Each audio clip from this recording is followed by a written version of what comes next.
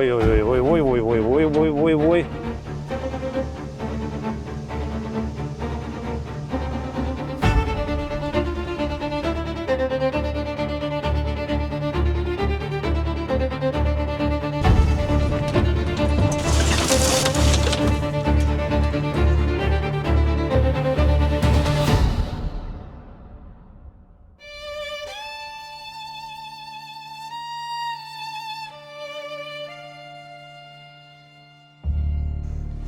Приветствую, уважаемые рыбаки и охотники.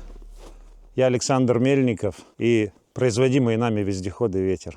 Мы представляем очередной вездеход. Мы построили вездеход на продажу. Сразу скажу, этот вездеход продается. Цена у него, что-то уточним, напишем, это на февраль месяц 2026 года. Вездеход мы сделали, как вы видите, с низкими крышами. То есть, ну вот как Вован Титаныч, да, блогер, у нас есть, многие его знают. Он тоже у нас 2 вездехода заказывал с такими низкими крышами. Это существенно дает облегчение машины. Машина, вот я вчера его вез даже просто на прицепе, и вот тундра не понимает. Там резко пришлось даже оттормозиться, ну как будто вообще нету прицепов сзади. А которые вот вездеходы навороченные, с высокими крышами, много допов, всяких ящиков, там, ну всего-всего-всего, тебе прям чувствуется вес. То есть машина очень легкая, соответственно, она будет очень проходимая.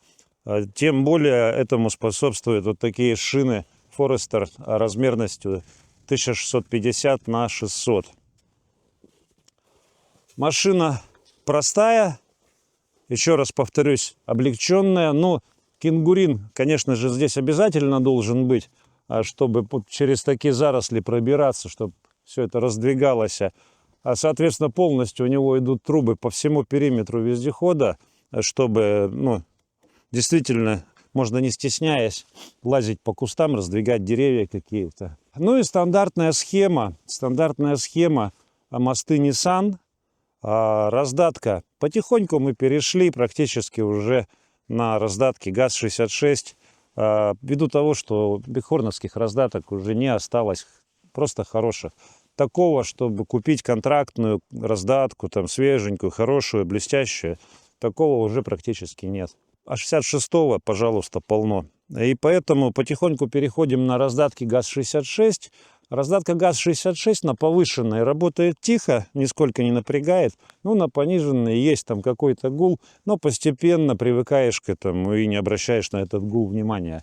Не такой шумный гул, да, если сравнить, ну, вообще с любыми другими вездеходами. Мы просто привыкли к тому, что у нас бензиновый японский двигатель стоит в задней секции, мы его практически не слышим.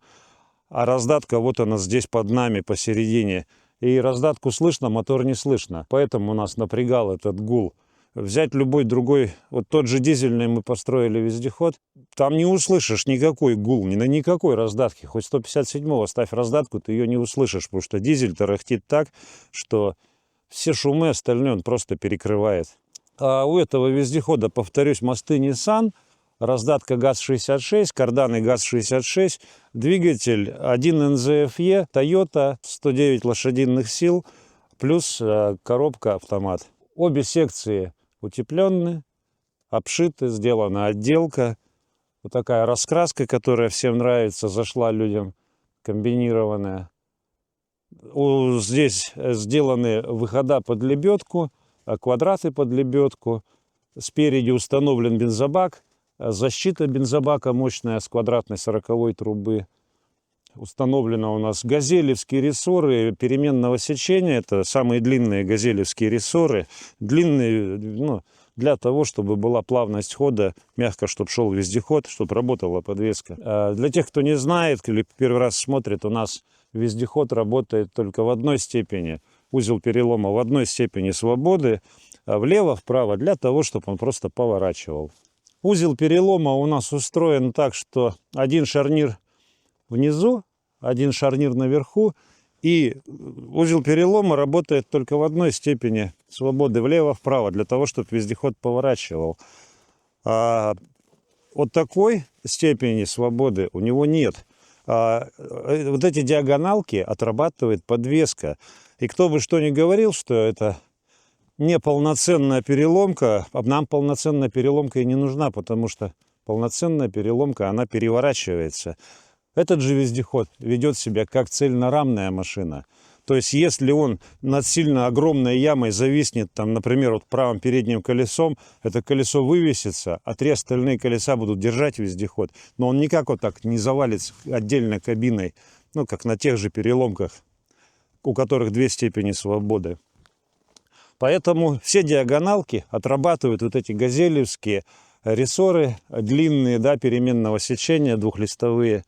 На узел перелома, который вот состоит у нас из такого толстого металла, из 12-го металла пластин собрана вся эта конструкция, и на узел перелома мы даем пожизненную гарантию. То есть, чтобы вот переломился, сломался там болт, подшипник, да, или еще что-то, но не было таких случаев. Повторюсь, на узел перелома идет пожизненная гарантия. На вездеход гарантия год. Несмотря на то, что двигатель БУ, мосты БУ и многие производители не дают гарантию на агрегаты БУ, мы даем и на двигатели, на коробку, и на мосты гарантию так же само, как и на всю машину год. Далее, на машине присутствуют вот такие расширители, широкие расширители арок, чтобы не забрасывало грязью вездеход. На передней стенке задней секции вот здесь вот установлен шнорхель, установлена гофра, сообщающая между собой секции. 2 гидроцилиндра, которые выполняют роль рулевого управления у нас. Также установлен отопитель тосольный в задней секции, печка тосольная, и установлен фен для того, чтобы можно было в машине ночевать в холодное время года. Бачок для топлива, для фена. Вот здесь у нас вот выхлопная труба, расположен фен. Козырек там, чтобы вода не затекала. Это подсветка номера, потому что вездеход с документами. На вездеход присутствует электронная ПТС. И, ребята, кто пишет, например, вот машина из говна и палок, да, ну где здесь говно и палки? Если вы имеете говно, там залитое в двигателе, в коробке, в мостах, но это покупается корейское масло. Это мой товарищ возит контейнерами с Кореи. Я уверен в нем, я знаю, что это масло не подделка, настоящее. Покупаем корейское масло, заливаем сюда новое абсолютно корейское масло. Говна здесь никакого нет.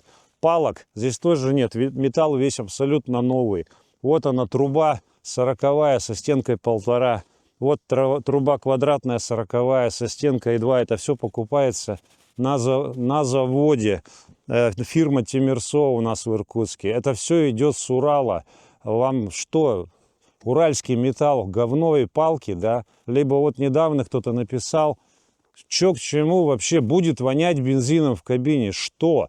Бензобак, который делает нам фирма Бакор, у которой там лицензии, все на свете, да, они нам делают эти бензобаки. Сразу говорю, если вы пишете вот такую ерунду, типа, будет в салоне вонять бензином. Почему? Необоснованно. Ничего, просто написали говно и палки. Все это удаляется. Не надо людям читать вот такие негативные комментарии, не подтвержденные ничем. Машина абсолютно новая, из абсолютно новых материалов. Что тут БУ, так это мосты и двигатель. Но вы знаете, японские мосты и двигатель, они 10 раз переходят наши абсолютно новые агрегаты нашего нелюбимого мной АвтоВАЗа. Я связывался даже с мостами «Газель», и очень не хочу я на них ничего строить. Японское берешь, разобрал, там внутри все новое. Поменял сальники, да, поменял масло, и машина поехала, и не надо ничего больше делать. Поэтому абсолютно новая машина. Много поначалу было всяких там детских болячек, но так как уже эта машина строится 6 лет, а вот именно вот эта модель за 6 лет, уже все детские болячки давно как бы подубрались, и я их просто вижу. Я вот сейчас выехал, посмотрел, чтобы везде все было нормально. ничто не капало, ничто не терло, не перетиралось, не бренчало, чтобы все было прикручено.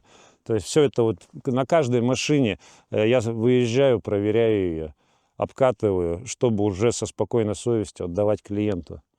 Поэтому, кому интересно, звоните, пишите, телефон будет указан под видео. Более подробно можем все рассказать, показать, а лучше, если есть возможность, вообще прилететь и покататься. Мы называемся завод вездеходов «Ветер», находимся в Иркутске.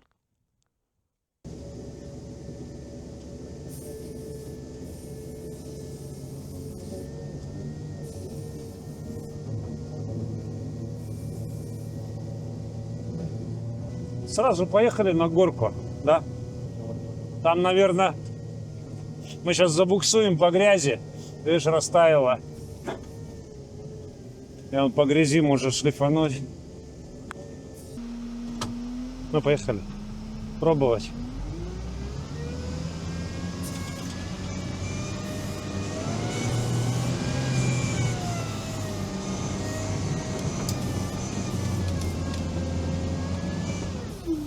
Все нормально, заехали. Вообще без проблем.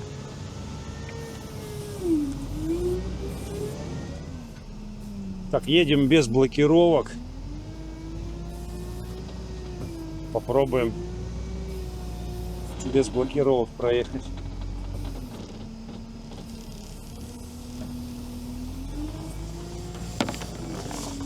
Эти кучи возили вот эти китайские самосвалы Хова. Ну, котлован где-то копали, вот нашли место, да, за озером вывалить. И они на камеру-то смотрятся не особо страшно.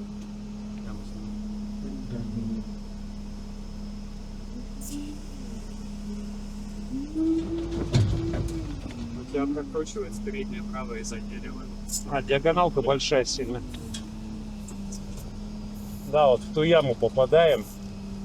Да, вон она там виснет. Надо нам правее брать.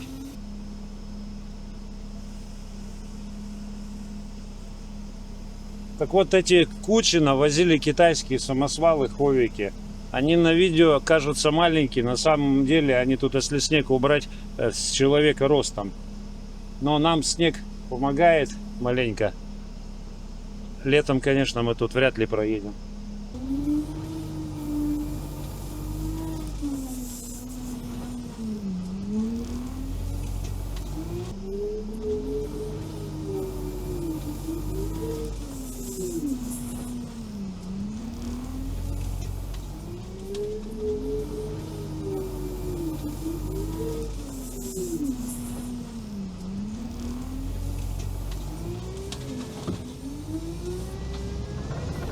Опять поймали. Опять диагоналку поймали. Ну.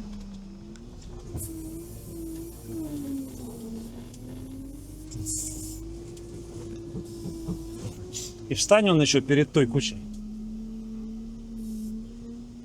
Фу, проехали. Ну да, жестко. Прям на дорогу вон туда.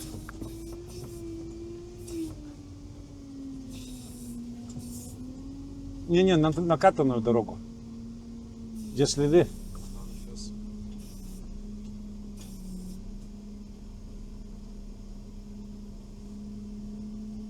Ага. Все, опускайся. И потом только это, взад убегай, чтоб я на тебя не наехал. Все нормально.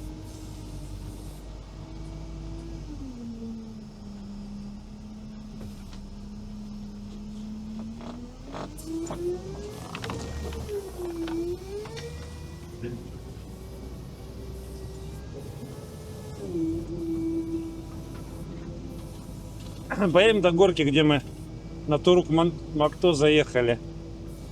Ну, уверен на 99%, что не заедем. Ни на чем я еще туда не мог заехать, кроме как вот на оранжевой трехоске.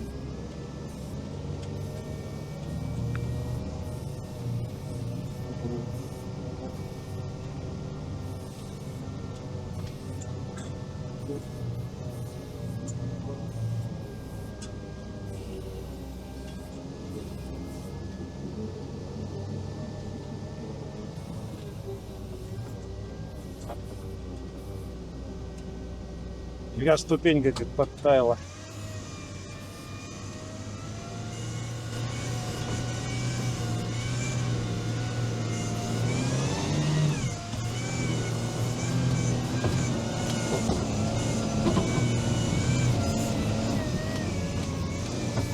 Нифига, неужели заехали? Ха-ха. Вот что значит вес, да? Вес вездехода.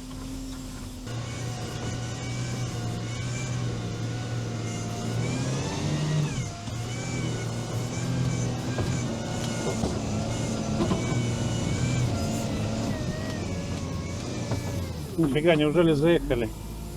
Ха-ха. Вот что значит вес, да? Вес вездехода.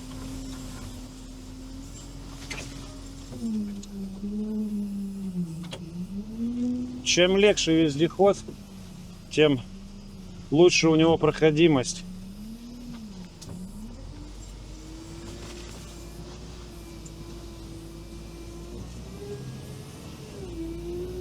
Заехали, обалдеть.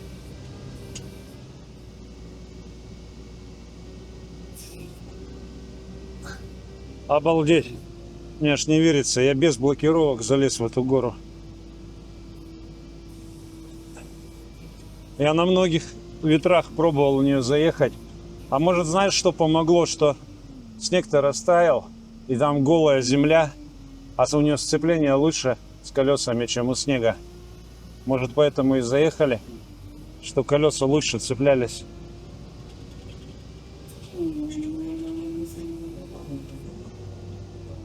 Сейчас по дамбе проедем, потом на Косогор туда заедем.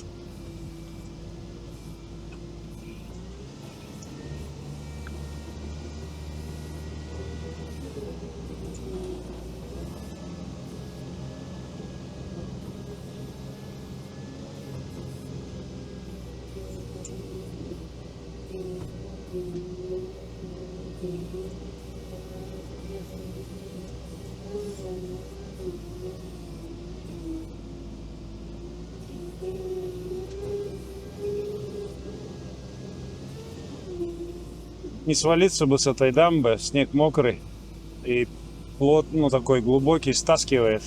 Там чувствуется, как машина проваливается. Ну пробуем, держись.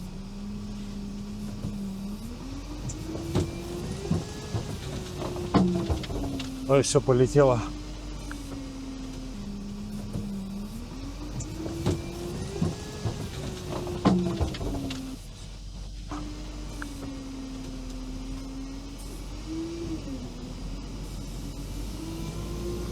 Тоже крутой такой спуск.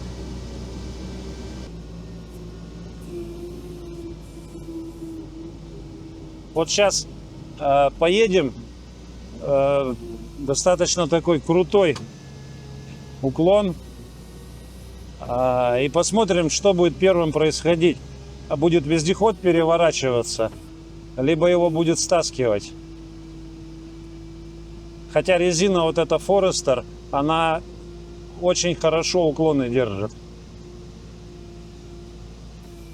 Стаскивает. Видите, все равно стаскивает меня.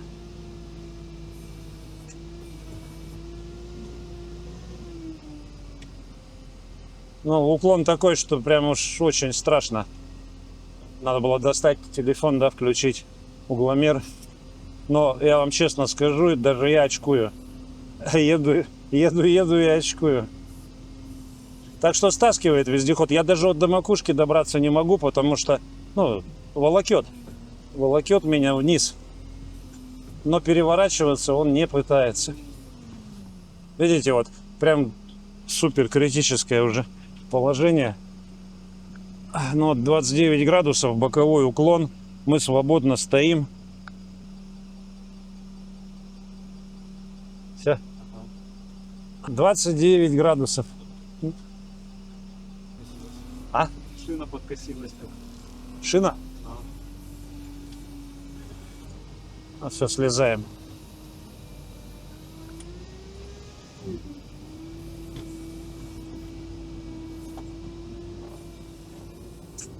Мне не верится, что я на четырехколесном ветре смог подняться в эту горку. Я сюда не раз пытался заехать, но у меня ни разу не получилось. А сейчас как-то раз и получилось. И поэтому хочу перепроверить сам себя, да. Может, это была случайность какая-нибудь. Колеса надо было подспустить, конечно. Но что-то мне лень. Попробуем так. В общем, пробуем еще раз заехать в эту гору. Высота горы, то есть если вездеход 3 метра, то высота тут еще 1,5, наверное, 2 метра выше, чем вездеход, эта гора. Камеры это все не передают. Вот я подъезжаю, и намного выше макушка. Все, пробуем.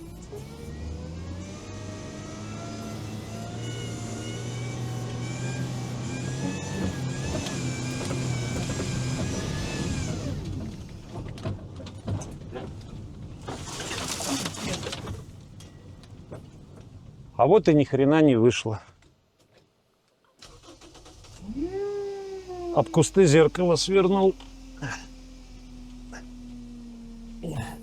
Так что эта горка непростая. Она очень коварная.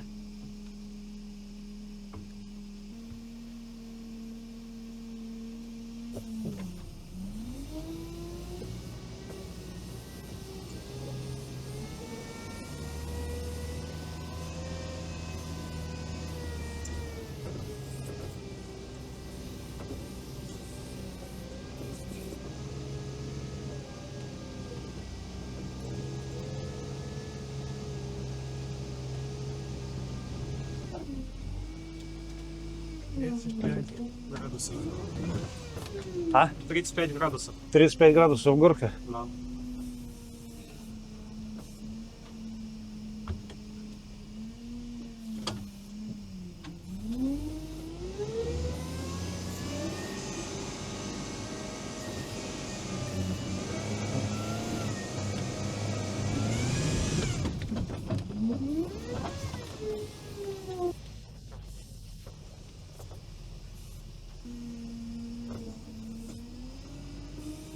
В общем, не получается.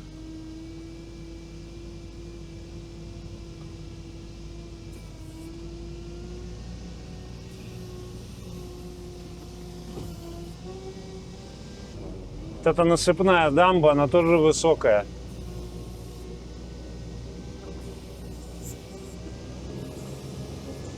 Повторюсь, блокировок нет, колеса не спущены. Просто как ехали по дороге, так и лезем сюда.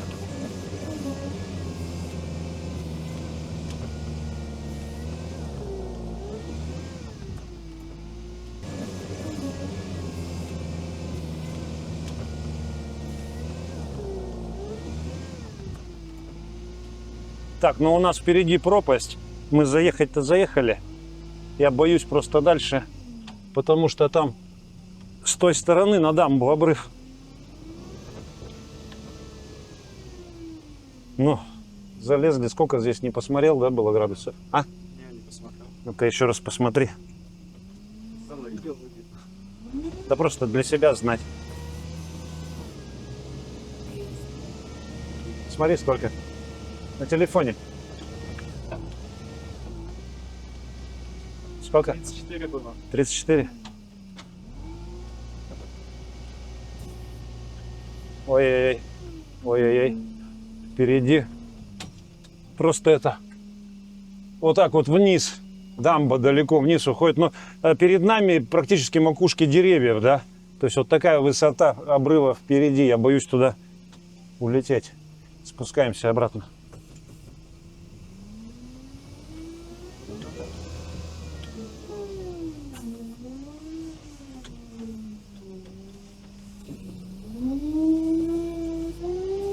То есть 34 градуса, да, здесь уклон. И вот мы на нем разворачиваемся. Разворачиваемся, и нас тащит. Тащит, и сейчас на куст стащит, блин. Хотел куст объехать, не получилось, потому что сползает машина, но переворачиваться не хочет. Переворачиваться не хочет.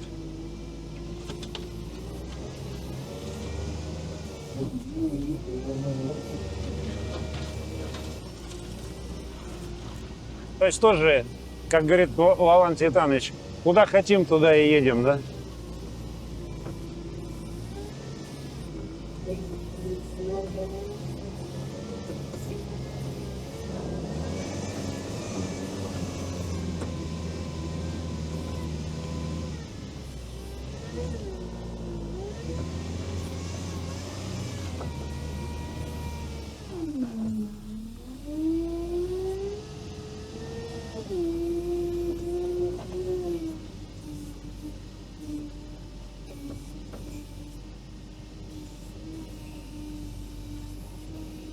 Я все-таки ее пытаюсь всякими вот замучить наклонами, уклонами на переворот. Ой-ой-ой-ой-ой-ой-ой-ой-ой-ой. Фу. Я все-таки ее пытаюсь всякими вот замучить наклонами, уклонами на переворот.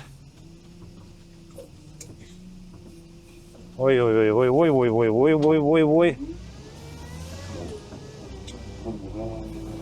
Фу. 28. А? 28. 28 градусов. Кстати, вот о гуле, о звуке, от шумах на пониженной. Вот едем на пониженной. То есть по лесу вообще не напрягает. Ну, когда спокойно ездишь. А если ты выходишь на дорогу, на трассу, ты же включаешь повышенную, а повышенная не гудит. Вот я сейчас еду на пониженной. Но здесь уже смысла нет ехать на пониженной. Вот слышно звук, да? Звук работы шестеренок. Но здесь смысла нет на пониженной ехать. Машина ревет, и скорость никакая. Переключаемся.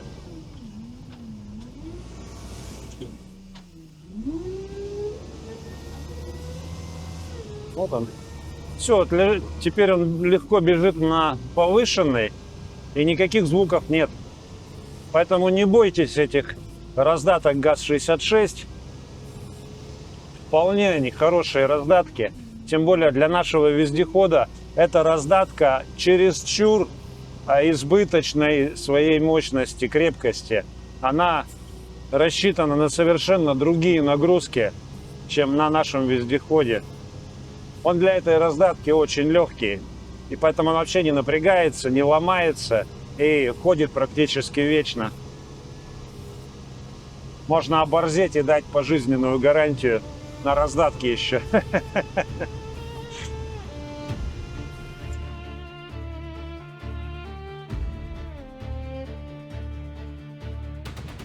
Ну что, мы покатались на новом нашем вездеходе, проверили все. Все отлично работает.